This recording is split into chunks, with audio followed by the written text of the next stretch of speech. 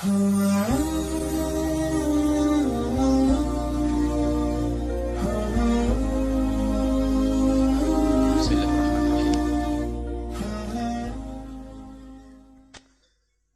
yang dimunculkan atau syubhat yang dimunculkan oleh sekelompok orang yang mengaku dirinya salaf dan dia tidak mewakili salaf. Salaf tidak pernah mengatakan Allah di atas langit. Dan mereka juga tahu Ar-Rahmanu 'alal 'arsy istawa, hadis ayat tersebut. Dan para salaf juga menghafal hadis jariyah yang diriwayatkan oleh Imam Muslim seperti yang tadi diberitakan oleh yang pesan penanya. Nabi pernah menanya dalam riwayat Muslim tentang seorang budak yang dimerdekakan hendaknya adalah seorang budak yang beriman. Lalu Nabi mengetes budak tersebut, Ainallah, dengan pertanyaan Allah di mana? Lalu budak tersebut menjawab fis sama, di atas langit. Lalu Nabi bertanya, siapa aku, mana anak? Anta Rasulullah, engkau adalah Rasulullah. Kemudian Nabi berkata kepada tuannya, Atikha fa innaha mu'minah, merdekakan dia karena dia adalah orang yang beriman. Dari hadis Muslim, Nabi menanya dengan kalimat aina, di mana Allah?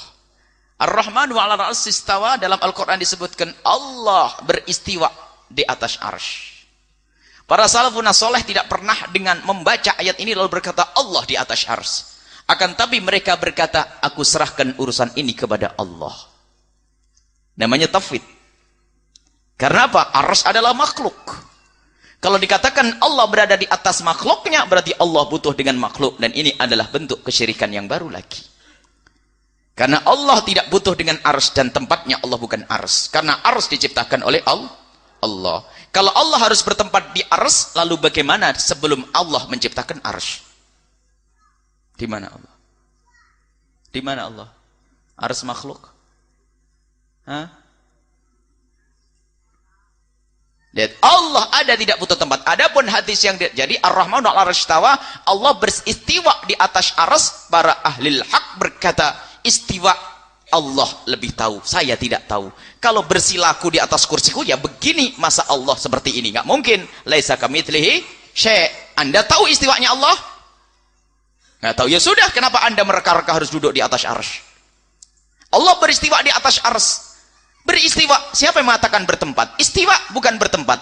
Beristiwa di atas arsy. Dan istawa sendiri maknanya ada 7 makna. Ada berkuasa, ada berini, ada bersemayam, ada macam-macam makna istiwa. Lalu makna yang mana untuk Allah? Makna yang cocok untuk Allah adalah serahkan kepada Allah. Jangan ambil makna yang cocok untuk manusia. Nanti akan merusak makna istiwa itu. Jadi Ar-Rahmanu 'alal 'arsy istawa, Allah beristiwa di atas arsy. Istiwanya Allah kayak apa?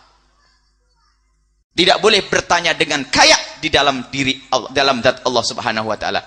Allah beristiwa di atas arsy.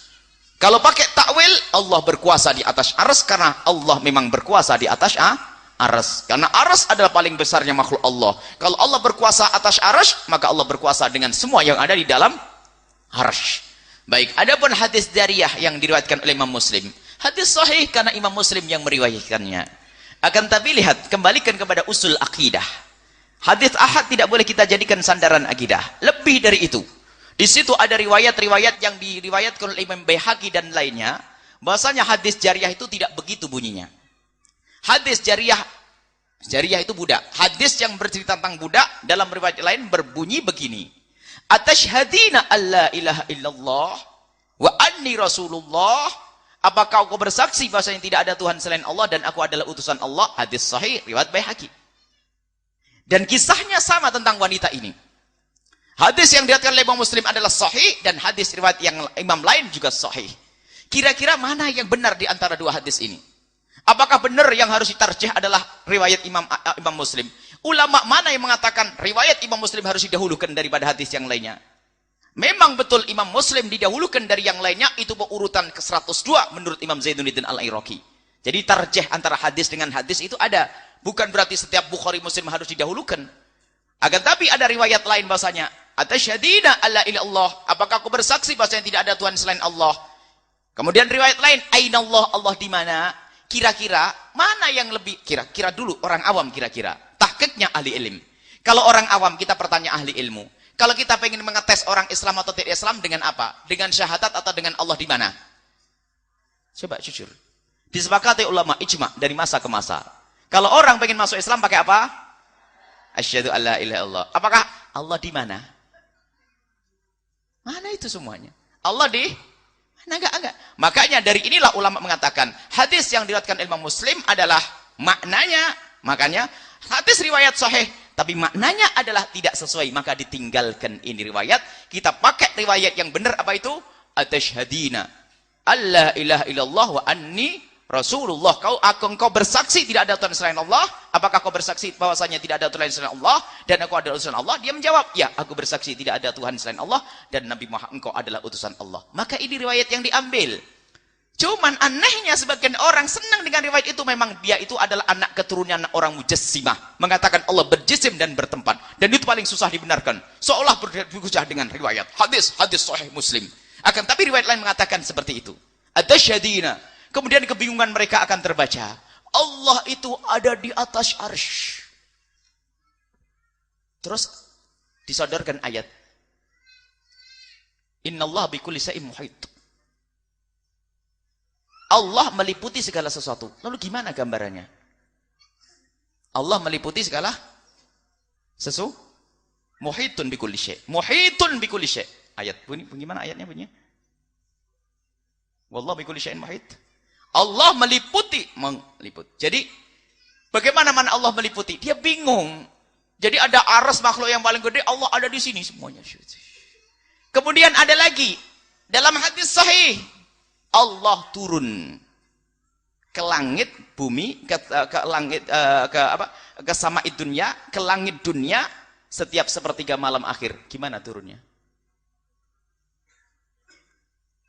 Gimana? Masuk gitu?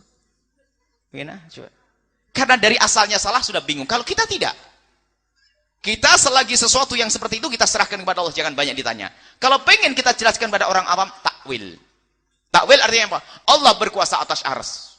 Kemudian Allah turun di sepertiga malam, rahmatnya yang diturunkan oleh Allah secara khusus. Bukan Allah turun dari mimbar kayak begitu, bukan. Makanya kalau akidah yang benar enak, karena dia akan salah, Allah ada di atas arsy.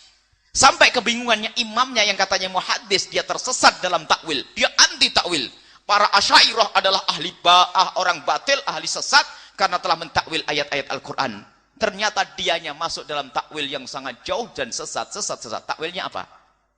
Kalau orang ngerti ilmu mantek akan tertawa. Mereka mengatakan membodohkan Asy'ariyah ini karena kedangkalan akalnya dan kebusukan hatinya, maka tidak bisa faham Allah di atas arsy. Kenapa susah mengatakan Allah berada di atas arsy? Arsy itu adalah paling besarnya makhluk Allah. Kemudian Allah ada di ini.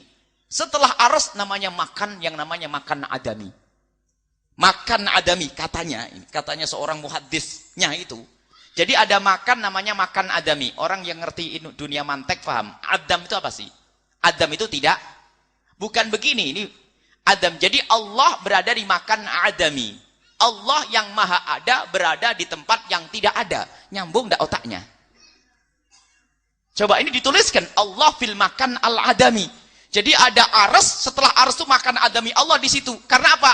Kalau Allah dimakan yang wujudi, Allah diliputi oleh sesuatu. Dia tidak mau mengatakan Allah diliputi sesuatu. Tapi Allah meliputi sesuatu. Bingung dia. Dan ini adalah kedangkalan.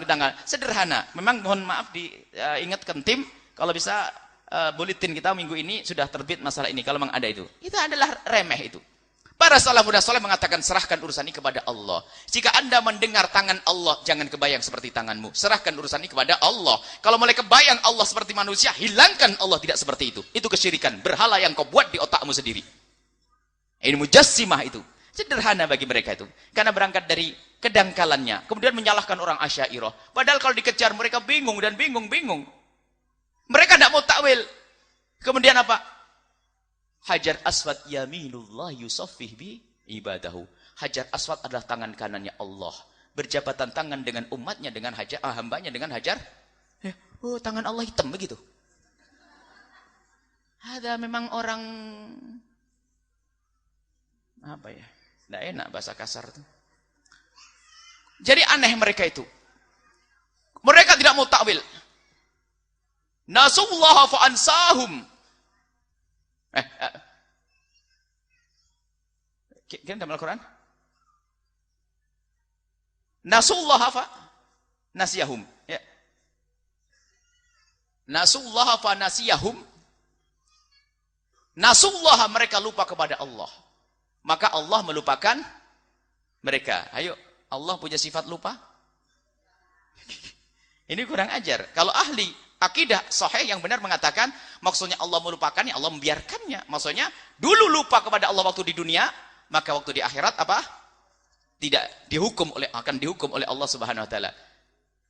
Jadi ada Allah penipu. Yukhadi'una Allah walladzina amanu. Mereka menipu, tapi kata wallahu Allah yang menipu. Allah menipu. Innalillah. Jadi adalah nanti kalau dikejar kesesatan mereka itu banyak sekali. Karena apa? Tidak mau takwil. Ahli hak mengatakan Allah menipu, bukan maksudnya karena mereka menipu maka Allah mengembalikan tipuan mereka kepada mereka, bukan Allah menipu. Mereka melupakan Allah di dunia, maka di akhirat Allah melupakan, maksudnya Allah tidak memberikan rahmat, diseksa oleh Allah Subhanahu wa taala.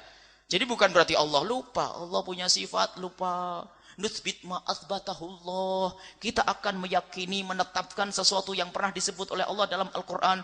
Jadi Allah punya sifat pelupa, Allah punya sifat penipu, Allah punya begitu. Memang itu adalah akidah sesat, mohon maaf. Hati-hati dengan akidah sesat. Jadi kalau di madrasah kita sudah ada pertanyaan aina Allah, Allah di mana? Usir saja itu ustadzahnya.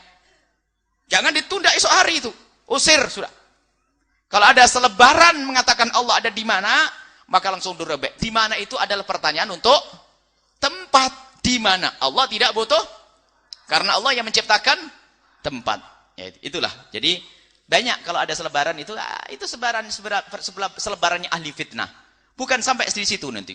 Itu kesesatan akidahnya gara-gara itu banyak sekali. Jadi mereka itu sesat di antara di bab-bab ini. Kalau ahli sunnah wal jamaah Asy'ariyah mengatakan tauhid kita serahkan kepada Allah. Kalaupun kita jelaskan kepada orang awam dengan dalil yang lain. Misalnya mereka akan bertanya orang awam, yadullah, tangan Allah. Tangan Allah. Maksudnya begini, Bu.